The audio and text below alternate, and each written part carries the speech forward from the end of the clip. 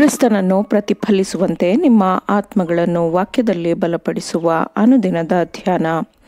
ಇಂದಿನ ಧ್ಯಾನದ ಶೀರ್ಷಿಕೆ, ಕ್ರಿಸ್ತನ ಆತ್ಮ ಮತ್ತು ಬಲವನ್ನು ಎಲ್ಲರೂ ಪ್ರಕಟಪಡಿಸಬೇಕು. ಇಂದಿನ ದಿನದ ದೇವರ ವಾಕ್ಯ.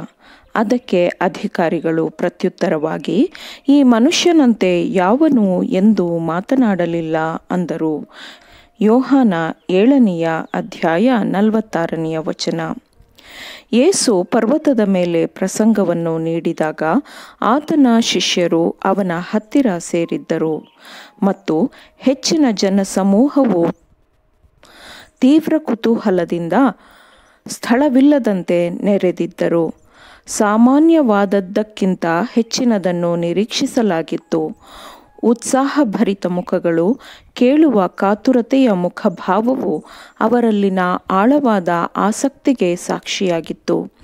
ಎಲ್ಲರ ಗಮನವು ಪ್ರಸಂಗ ಕೊಡುವವನ ಮೇಲೆ ಕೇಂದ್ರೀಕೃತವಾಗಿತ್ತು.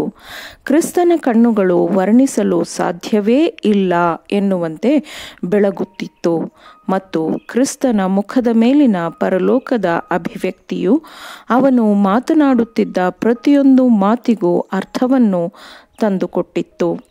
ಕೇಳುಗರ ಆ ಗುಂಪಿನಲ್ಲಿ ಪರಲೋಕದ ದೇವದೂತರು ಇದ್ದರು. ಪರಲೋಕ ಶಿಕ್ಷಕನ ಪ್ರಭಾವವನ್ನು ಸಾಧ್ಯವಾದಷ್ಟು ನಿಷ್ಫಲಗೊಳಿಸಲು ತನ್ನ ದುಷ್ಟದೂತರುಗಳೊಂದಿಗೆ ಆತ್ಮದ ವಿರೋಧಿಯೂ ಅಲ್ಲಿ ಉಪಸ್ಥಿತನಿದ್ದನು. ಅಲ್ಲಿ ಉಚ್ಚರಿಸಲಾದ ಪ್ರತಿಯೊಂದು ಸತ್ಯಗಳು ಅನಾದಿ ಕಾಲದಿಂದಲೂ ಇದ್ದು ದೋಷಪೂರಿತ ಕತ್ತಲೆಯ ನಡುವೆ ಬೆಳಕಾಗಿ ಇತ್ತು. ನಂಬಿಕೆ ಮತ್ತು ಪಾಲಿಸುವುದರ ಖಚಿತವಾದ ಅಡಿಪಾಯ ಎಂಬುದು ಆತ್ಮಕ್ಕೆ ಹೆಚ್ಚು ಅಗತ್ಯವಿದೆ ಎಂದು ಅವರಲ್ಲಿ ಅನೇಕರು ಕಂಡುಕೊಂಡರು. ಆದರೆ ಲೋಕವು ತಿಳಿದಿರುವ ಶ್ರೇಷ್ಠ ಶಿಕ್ಷಕನು ಹೇಳಿದ ಆ ಮಾತುಗಳಲ್ಲಿ ಮಾನವನ ವಾಕ್ಚತುರತೆಯ ಯಾವುದೇ ಆಡಂಬರದ ಪ್ರದರ್ಶನವಿರಲಿಲ್ಲ. ಭಾಷೆಯು ಸರಳವಾಗಿತ್ತು. ಚಿಂತನೆಗಳು ಮತ್ತು ಭಾವನೆಗಳು ಅತ್ಯಂತ ಸರಳತೆಯಿಂದ ತುಂಬಿದ್ದವು. ಬಡವರು, ಅಜ್ಞಾನಿಗಳು, ಅತ್ಯಂತ ಸರಳ ಮನಸ್ಸಿನವರು ಆ ಮಾತುಗಳನ್ನು ಅರ್ಥ ಮಾಡಿಕೊಳ್ಳಬಹುದಿತ್ತು. ಪರಲೋಕದ ಕರ್ತನು ತಾನು ರಕ್ಷಿಸಲು ಬಂದ ಆತ್ಮಗಳನ್ನು ಉದ್ದೇಶಿಸಿ ಕರುಣೆ ಮತ್ತು ದಯೆ ತುಂಬಿದವನಾಗಿ ಮಾತನಾಡಿದನು. ಅವನು ಅಧಿಕಾರ ಹೊಂದಿದವನಾಗಿ ನಿತ್ಯ ಜೀವನದ ವಾಕ್ಯಗಳನ್ನು ಅವರಿಗೆ ಹೇಳಿಕೊಟ್ಟನು. ಈ ಮಾದರಿಯನ್ನು ಎಷ್ಟು ಸಾಧ್ಯವೋ ಅಷ್ಟನ್ನೂ ಅನುಕರಿಸಬೇಕು. ಅವರು ಕ್ರಿಸ್ತನಲ್ಲಿದ್ದ ಬಲದ ಜ್ಞಾನವನ್ನು ಹೊಂದಲಾಗದಿದ್ದರೂ ಅವರು ಬಲದ ಮೂಲದೊಂದಿಗೆ ಸಂಪರ್ಕವನ್ನು ಹೊಂದಬಹುದು ಮತ್ತು ಇದರಿಂದ ಯೇಸು ಅವರಲ್ಲಿಯೂ ಅವರು ಅವನಲ್ಲಿಯೂ ನೆಲೆಸಬಹುದು. ಹೀಗೆ ಆತನ ಆತ್ಮ ಮತ್ತು ಆತನ ಶಕ್ತಿ ಅವರಲ್ಲಿ ಪ್ರಕಟವಾಗುತ್ತದೆ. ಆತನು ಬೆಳಕಿನಲ್ಲಿರುವಂತೆಯೇ ನಾವೂ ಬೆಳಕಿನಲ್ಲಿ ನಡೆಯಬೇಕು ಎಂದು ವಾಕ್ಯವು ಹೇಳುತ್ತದೆ. ಪ್ರಾಪಂಚಿಕತೆ ಮತ್ತು ಸ್ವಾರ್ಥವು ದೇವರಿಂದ ಬೇರ್ಪಡಿಸುತ್ತದೆ. ಪರಲೋಕದ ಸಂದೇಶಗಳು ಪ್ರತಿಪಾದನೆಯನ್ನು ಹುಟ್ಟಿಸುವ ಗುಣವನ್ನು ಹೊಂದಿದೆ. ಕ್ರಿಸ್ತನ ವಾಕ್ಯ ಮತ್ತು ಕ್ರಿಸ್ತನ ಸತ್ಯವು ಮತ್ತು ಕ್ರಿಸ್ತನ ನಂಬಿಗಸ್ತ ಸಾಕ್ಷಿಗಳು ಪಾಪವನ್ನು ಖಂಡಿಸುತ್ತವೆ.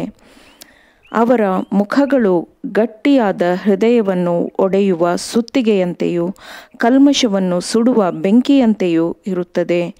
ಗಂಭೀರವಾದ ದೃಢ ಎಚ್ಚರಿಕೆಯ ಸಂದೇಶಗಳ ಅವಶ್ಯಕತೆಯು ನಿರಂತರವಾಗಿ ಇರಬೇಕಾಗಿದೆ. ಕರ್ತವ್ಯಕ್ಕೆ ನಿಷ್ಠರಾಗಿರುವ ಮನುಷ್ಯರನ್ನು ದೇವರು ಹೊಂದಿದ್ದಾನೆ.